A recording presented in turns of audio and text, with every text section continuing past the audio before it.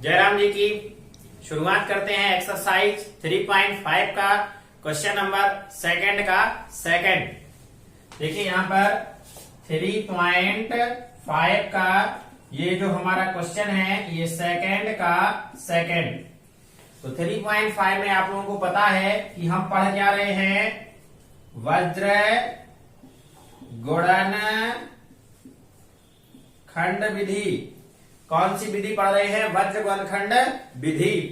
यहां से अपन लोग कितने सारे क्वेश्चन पढ़ाए हैं, यहां तक आते आते यानी कि क्वेश्चन नंबर सेकंड का सेकंड तक आते आते आप लोग 3 वीडियो देख करके आ चुके हैं। कौन सी? पहली वीडियो है अपनी वज्र गुणनखंड विधि के बारे में, दूसरी वीडियो है एक्सरसाइज 3.5 के क्वेश्चन नंबर फर्स्ट की, और उसके बाद जो तीसरी वीडियो है वो है क्वेश्चन नंबर सेकंड का फर्स्ट, और अब ये पढ़ रहे हैं क्वेश्चन नंबर सेकंड का सेकंड। क्लियर? चलिए, तो अगर जिस भी बच्चे ने ये नहीं देखे हैं पहले वाले पार्ट या उससे नहीं आते हैं तो वो क्या करे, देख ले, और अगर आते हैं तब तो क्या है, यही तो चाहिए, सभी सवाल बनने चाहिए और कुछ नहीं। तो देखिए शुरुआत करते हैं अपन। क्वेश्चन क्या कह रहा है, क्वेश्चन पर देखो, क्वेश्चन ये कह रहा है के किस मान के लिए निम्नलिखित रैखिक समीकरणों के युग्म का कोई हल नहीं है। यहाँ कंडीशन क्या दे दी है, कोई हल नहीं की। इसके पहले जो अपन ने क्वेश्चन पढ़ा था उसमें कंडीशन क्या दी गई थी, उसमें कंडीशन दी गई थी अपरिमित रूप से अनेक हल है। बात समझ में आ रही ना? अपरिमित रूप से अनेक हल है।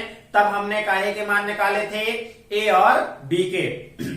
यहां पर हमें काहे का मान निकालना है। शुरुआत में क्या लिखा है, के किस मान के लिए ये जो हमें दिए गए समीकरण युग्म है इनके हमें क्या करना है, ये बताना है कि किस मान के लिए इसका कोई हल नहीं है।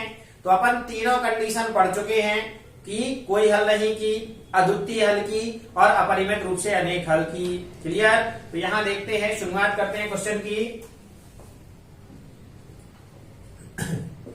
सबसे पहले क्या करेंगे, सबको पता है पहला स्टेप हमारा क्या रहता है, यहां पर बराबर में क्या बनाना है, 0। क्या करना है, 0। तो ये लिख भी सकते हैं अगर अपन चाहें, दिए गए समीकरण युग्म। ठीक है, क्योंकि ये हमें क्वेश्चन में दिए गए हैं तो हम लिख सकते हैं। देखो पहले नंबर हम क्या करेंगे, इस एक को लाएंगे बराबर के इस साइड। ये लिखा अपन ने 3x प्लस वाई, और ये जो एक है बराबर के साइड आएगा तो काहे का हो जाएगा, माइनस का, और बराबर में हमने क्या बना दिया, 0। बात समझ में आई ना? यहां पर हमने क्या किया, वहां पर एक था, उस एक को कहां लाए, इस साइड। तो ये वाला एक काहे का हो गया, माइनस का, और बराबर में क्या हो गया, 0। इसे बना दिया हमने समीकरण नंबर 1। अब यहां पर भी उसी तरीके से हम करेंगे, 2k - 1 into x plus k - 1 into i, और ये टोटल आ जाएगा इस साइड, तो ये माइनस का 2k प्लस 1। हमने आपको इसके पहले वाले में जो क्वेश्चन था उसमें ये बताया था कि यहां हमें एक गलती जो कर देते वो नहीं करना है। और गलती क्या थी, जब यहां ये 2 स्टेप है, मतलब 2 पदों वाला एक पद यहां दिया गया है 2 संख्याओं का, तो इसे हम क्या करेंगे, ब्रैकेट में लिखेंगे। वहां 3 वाला था, यहां कितना है, 2 वाला। तो ये ब्रैकेट हमने क्या कर दिया, लगा दिया, और बराबर में क्या हो गया, 0। इसे बना दिया हमने समीकरण नंबर 2 बना दिया। समीकरण 1 और 2 बनाने के बाद हम क्या करते हैं, समीकरण 1 की तुलना व्यापक समीकरण नंबर 1 से करते हैं, और समीकरण 2 की तुलना व्यापक समीकरण नंबर 2 से करते हैं। सबको पता है? चलिए देखो, तो यहां पर लिखा हमने समीकरण 1 की तुलना, समीकरण 1 की तुलना a1x plus b1y plus c1 बराबर 0 से, तथा समीकरण 2 की तुलना, समीकरण 2 की तुलना a2x plus b2y plus c2 बराबर 0 से करने पर। ठीक है, ये लिख दिया अपन ने। यहाँ पर तुलना करने पर। तो यहां से a1 का मान क्या हो जाएगा हमारा, a1 का मान हो जाएगा 3। तो a1 बराबर हो गया 3, b1 बराबर क्या हो जाएगा 1 एंड c1 बराबर क्या हो जाएगा माइनस का 1। यहां से आ जाते a2 बराबर क्या हो जाएगा 2k माइनस 1 और b2 बराबर क्या हो जाएगा k माइनस 1 एंड c2 बराबर क्या हो जाएगा माइनस का 2k प्लस 1 और ये ब्रैकेट लगा दिया। यहां से देखो ये हमें पता है ना कि a2 क्या होता है हमारा इस समीकरण नंबर 2 का x का गुणांक। यहाँ x का गुणांक हमने 2k माइनस 1 दिया तो हमने क्या लिख लिया 2k माइनस 1। यहाँ हमें y का गुणांक k माइनस 1 दिया तो हमने क्या लिख दिया k माइनस 1 और यहाँ पर हमें दिया गया है 2k प्लस 1, ये माइनस में है तो ये माइनस में लिख लिया, कोई दिक्कत। इतना आ जाने के बाद हम चलते हैं क्वेश्चन पर। हमारा क्वेश्चन क्या कह रहा है, कोई हल नहीं है। तो पहले हम इसके बाद क्या करेंगे, कोई हल नहीं की कंडीशन लगाएंगे। और कोई हल नहीं की कंडीशन क्या कहती है, ये लिखा अपन ने, कोई हल नहीं है।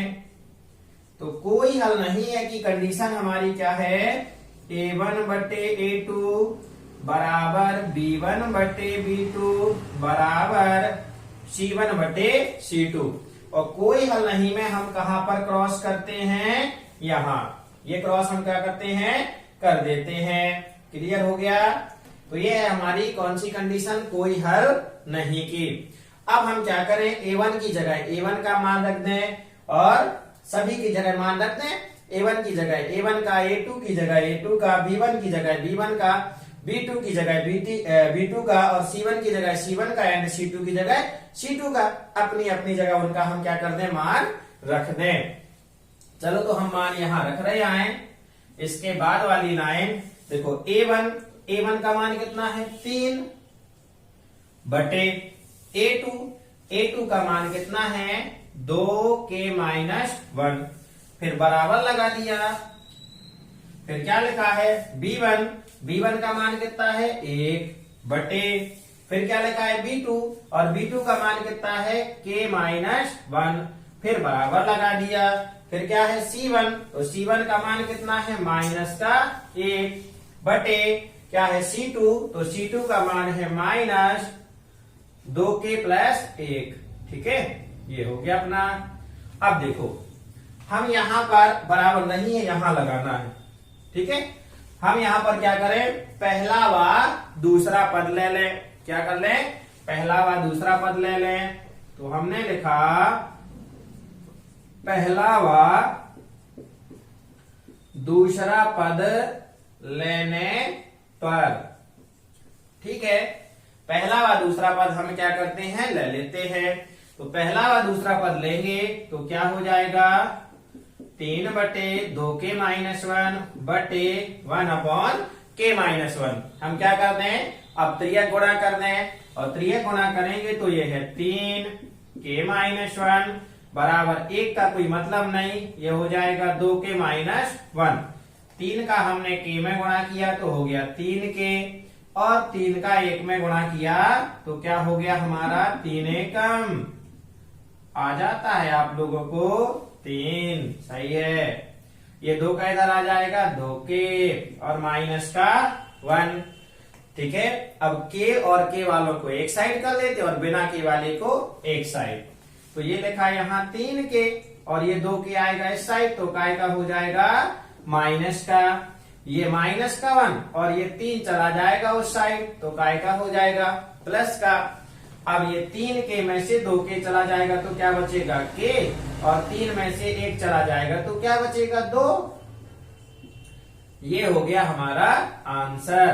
ठीक है, अब बहुत सारे बच्चों के दिमाग में एक कंफ्यूजन और आ गई होगी, बोलेंगे सर अगर आपने ये पहला व दूसरा पद लिया, अगर हम दूसरा व तीसरा ले लें, क्या कर लें, दूसरा व तीसरा ले लें, तो दूसरा और तीसरा हम नहीं लेंगे। ठीक है, क्यों नहीं लेंगे, क्योंकि यहाँ पर क्या लगा है बराबर नहीं है।